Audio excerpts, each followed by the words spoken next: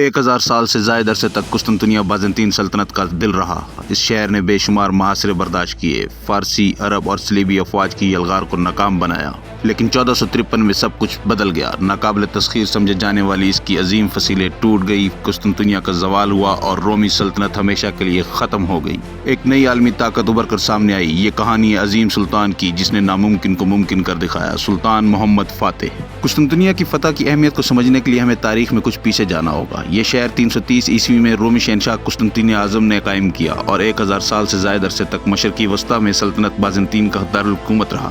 Europe اور Asia کے درمیان واقع اس شہر کی اہمیت اس کے محل وقوع اور اہم تجارتی راستوں پر اس کے کنٹرول سے تھی۔ 5ویں صدی میں شہنشاہ تھیوڈوسیس دوئم نے شہر کے گرد عظیم اور ناقابل تسخیر دیواریں تعمیر کروائی جو 3 تہوں پر مشتمل تھی اور تاریخ کے مضبوط ترین فصیلوں میں شمار ہوتی تھی۔ صدیوں تک حملہ آوروں نے اسے فتح کرنے کی کوشش کی۔ عرب 2 مرتبہ ناکام ہوئے، بلغار، روسی، یہاں تک کہ منگول بھی اسے فتح نہ کر سکے۔ 1204 میں چوتھی صلیبی جنگ کے دوران صلیبیوں نے یہ شہر فتح کیا، مگر بازنطینیوں نے 1261 میں دوبارہ حاصل کر لیا، لیکن سلطنت اس تباہی کے بعد کبھی سنبھل نہ سکی۔ 15ویں صدی تک بازنطینی سلطنت سکڑ کر صرف قسطنطنیہ تک محدود ہوگی اور عثمانی سلطنت نے اسے چاروں طرف سے گھیر لیا۔ بازنطینی مغربی یورپ کی امداد کے منتظر تھے، مگر مدد کبھی نہ پہنچی۔ شہنشاہ کانسٹنٹائن 11ویں نے ایک کمزور اور مرتی ہوئی سلطنت کا انتظام سنبھالا۔ اس کے پاس محض 7000 سپاہی تھے، جن میں جنیوا اور وینس کے کرائے کے فوجی بھی شامل تھے، لیکن وہ ہار ماننے پر تیار نہیں تھا۔ دوسری جانب عثمانی سلطان محمد ثانی تھے، جنہیں ہم محمد فاتح کے نام سے جانتے ہیں۔ صرف 21 سال کی عمر میں ہی سلطان محمد ثانی نے غیر معمولی قائدانہ صلاحیتوں کا مظاہرہ کیا۔ انہیں سائنس، فلسفہ اور جنگ حکمت عملی پر بھرپور عبور حاصل تھا۔ قسطنطنیہ کو فتح کرنا ان کا جنون تھا۔ وہ جانتے تھے اس شہر پر قبضے سے یورپ اور ایشیا کے درمیان تجارت پر کنٹرول حاصل ہوگا، اور انہیں یقین تھا کہ یہ ان کا الہی مقدر ہے۔ سلطان نے جنگ کی بھرپور تیاری کی۔ انہوں نے شہر کی سپلائی روکنے کے لیے آبنائے باسفورس کے یورپی کنارے پر مضبوط قلعہ رومیلی حصار تعمیر کروایا۔ انہوں نے ہنگری کے انجینئر اربان سے ایک غیر معمولی توپ بنوائی جسے باسیلیکا کینن کہا جاتا تھا۔ یہ توپ 1 میل سے زیادہ فاصلے تک گولے پھینک کر مضبوط دیواروں کو بھی گرا سکتی تھی۔ آخرکار 6 اپریل 1453 کو قسطنطنیہ کا محاصرہ شروع ہو گیا۔ جب عثمانی افواج شہر کے قریب پہنچی تو قسطنطنیہ کے محافظ دفاع کے لیے تیار تھے۔ شہر کی دیواریں ماضی کے بے شمار حملے سہ چکی تھی، مگر اس بار سلطان کے پاس نئی ٹیکنالوجی بارود تھی۔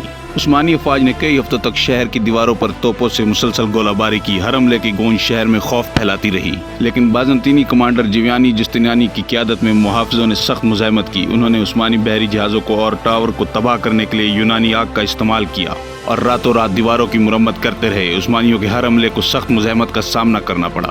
سلطان محمد کے سامنے سب سے بڑی رکاوٹ گولڈن ہارن کا سمندری راستہ تھا۔ بازنطینیوں نے سمندر کے راستے میں بڑے لوہے کے زنجیر لگا کر عثمانی بحری بیڑے کو روک دیا تھا۔ سلطان محمد نے ایک غیر معمولی فیصلہ کیا اور اپنی فوج کو حکم دیا کہ وہ 70 بحری جہازوں کو زمین کے رستے لکڑی کے تختوں پر کھینچ کر دوسری جانب لے جائیں۔